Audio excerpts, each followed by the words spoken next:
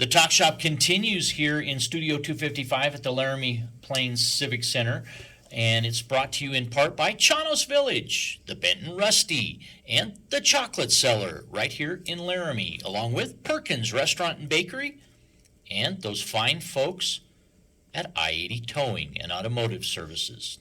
Nobody likes automotive trouble, but when you have it, it's good to know who you can depend on. That's i80towing.com. We have a few issues that were brought up. The tax revenue is kind of exciting from a taxpayer standpoint. Apparently, somewhat frightening from those concerned about services that may be cut due to reductions in that. Have we had an expansion of government services that has outpaced our ability to pay in our community?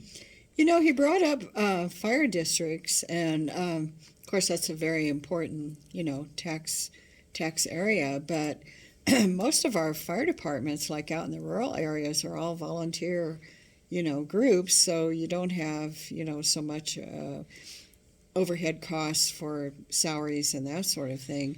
And a lot of them go for grants, and so I'd be interested in knowing, how those monies are being allocated. What are they being allocated for? Because the volunteer fire districts don't seem to be rolling in the dough, so to speak. I think whether it's a local, a state, or a federal budget, we just, in the information age, we just have, I think there's generally speaking, there's a call for more easily, readily available information to answer your questions. If we've allocated, what did we allocate for? Who did we approve? When did we do it? How long does it last? How do you qualify? Who's affected? And all of these details, they need to be easy to get. They should be. And it seems that simple is ideal. And it is a complex world, but yeah, we need at least to strive for that. Well, I find when I talk to people in the community that they really don't have information. They don't know. They don't know where to look. They don't know what to look for. They're surprised when they hear, about this bill or that bill or, what may be going on. Somehow, we need to do a better job maybe of educating people on the processes and where they can find information.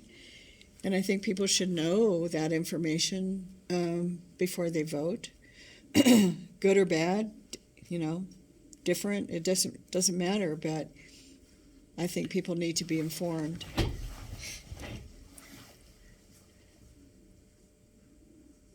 When you think about today's elected representative, are they transparent individually? Or do each one of them start the process of blocking information and holding their cards close to their vest? In 2024, I had at least 7 that I invited to talk and come to the Talk Shop and have conversation. Some were during the Candidate Awareness Tour 2024, and they declined. Some accepted.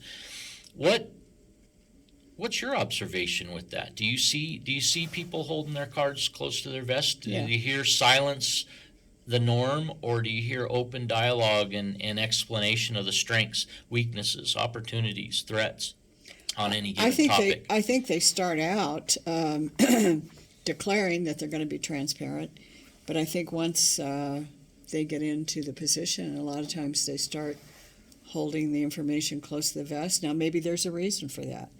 Maybe it's things that they can't discuss, but it seems like there are things that they can that they're not transparent about. Where else are we heading this morning? Who's our next guest? Well, we're going to be talking with Ronnie LeBlanc, this morning, he's a resident of Sheridan, and he's thrilled that we have Lieutenant Colonel Alan West coming to Laramie on April the 11th to speak to those people that are interested in attending. There will be a dinner. The dinner is sponsored by Maria's Mexican Restaurant, and there'll be some lovely door prizes and that sort of thing. And it's really, he was in Sheridan. Lieutenant Colonel West was in Sheridan last year for a dinner early in the year, and the dinner sold out. He's been a very popular speaker. Mr. LeBlanc is going to tell us about his experience hearing Colonel West when he was there. The man has Colonel West has a really interesting background, and I think people ought to take advantage of the opportunity to hear him. You know, it's not often that we get someone who's so well known. The event, Together We Can, April 11th, 6 p.m. at the Laramie Elks Lodge, 582, I believe 103 North 2nd Street in downtown Laramie. We will be back in a moment after this.